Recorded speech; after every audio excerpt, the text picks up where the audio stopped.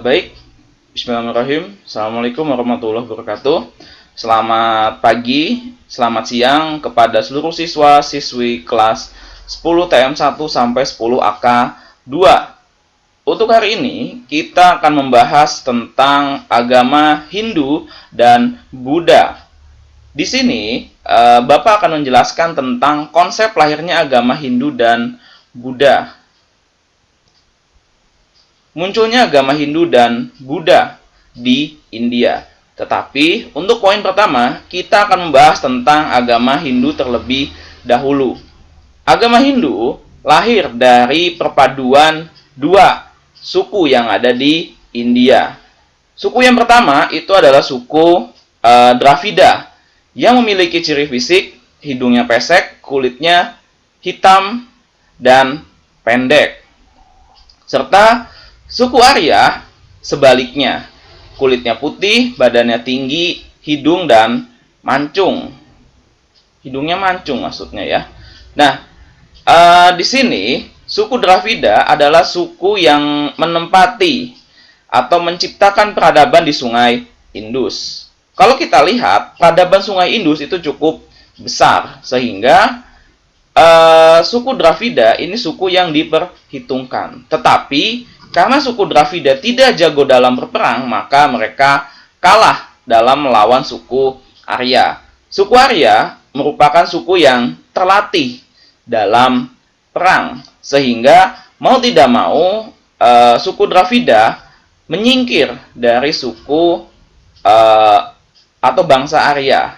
Sehingga kalau kita lihat saat ini di India, seperti film-film yang sering kalian tonton, itu merupakan suku Arya.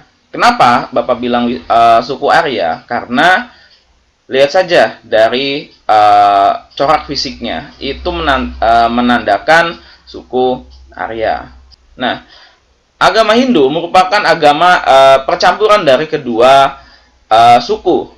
Sudah dijelaskan tadi. Sedangkan bangsa Arya memiliki kepercayaan memuja banyak dewa atau yang dikenal dengan politeisme. Sedangkan Dravida masih memuja roh nenek moyang. Ini bisa terlihat bedanya.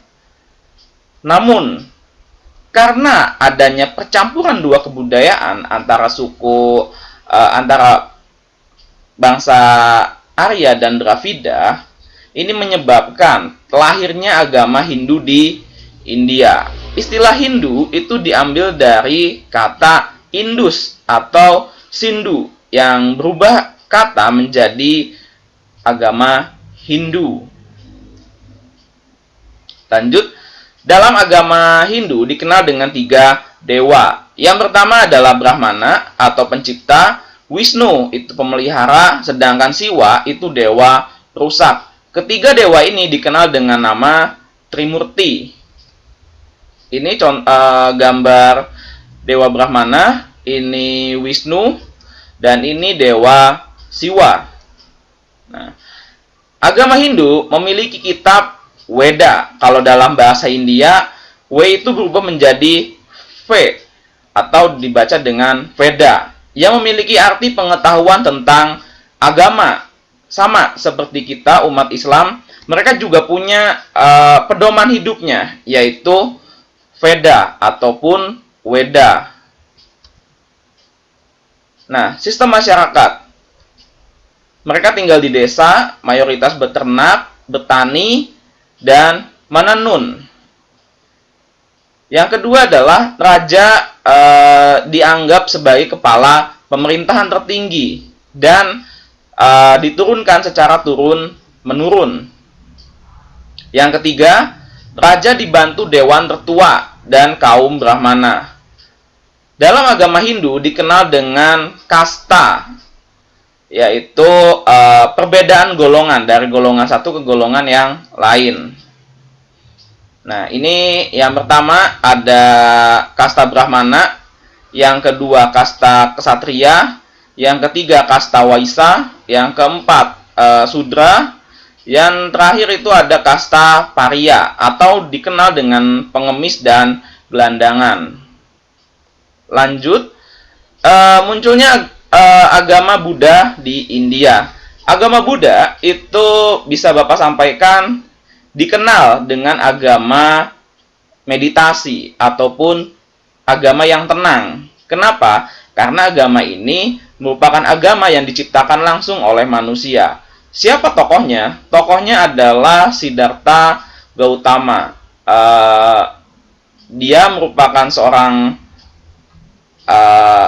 manusia yang memeluk agama Hindu sebelumnya. Tetapi karena dalam agama Hindu itu dikenal dengan banyak kasta, sehingga Sang Buddha atau Siddhartha Gautama ini melihat adanya perbedaan antara manusia satu dengan manusia yang lain. Itu dibedakan dengan golongan. Sehingga Sang Buddha pada saat itu mencoba untuk menenangkan diri, mencoba untuk mencari ketenangan hidup, sehingga dia mendapatkan suatu kalau disebut ilham ya, ilham untuk membuat agama Buddha. Agama Buddha di India lahir sekitar 525 sebelum Masehi yang dikenalkan oleh Siddhartha Gautama. Nah, latar belakang agama Buddha yang pertama adalah adanya dominasi Brahmana atas ajaran dan ritual keagamaan dalam masyarakat India. Yang kedua adalah adanya sistem kasta dalam agama Hindu. Sehingga kedua ini yang membuat Siddhartha Gautama merasa bahwa ini harus dihentikan gitu. Ini harus dirubah pola pikir seperti ini supaya masyarakat itu tidak lagi dibedakan dengan kasta ataupun semacamnya. Kita lanjut di sini. Agama Buddha lahir sebagai upaya pengolahan pikiran dan pengolahan diri Siddhartha sehingga menemukan cara terbaik bagi manusia agar dapat terbebas dari penderitaan di dunia sehingga dapat mencapai kesempurnaan. Nirwana ini surga ya artinya, dan berharap tidak akan terlahir kembali di dunia untuk merasakan penderitaan yang sama. Dalam agama Buddha itu dikenal dengan reinkarnasi. Apabila manusia itu meninggal dan tidak berhasil dalam masuk nirwana, maka dia akan dilahirkan kembali untuk memperbaiki kehidupan sebelumnya. Kitab suci agama Buddha itu Tripataka. Tri itu artinya tiga. Pataka Pitaka artinya keranjang.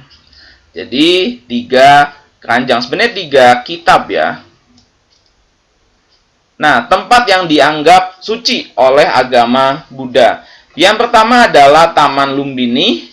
Di sini Siddhartha Gautama itu dilahirkan di Taman Lumbini. Yang kedua adalah Bodh Gaya, yaitu tempat Siddhartha menerima penerangan agung. Yang ketiga adalah Benares, Taman Rusa, sebagai tempat Siddhartha pertama kali mengajarkan ajarannya yang diterima oleh masyarakat India pada saat itu. Yang keempat adalah Kusinegara, merupakan tempat wafatnya Siddhartha Gautama.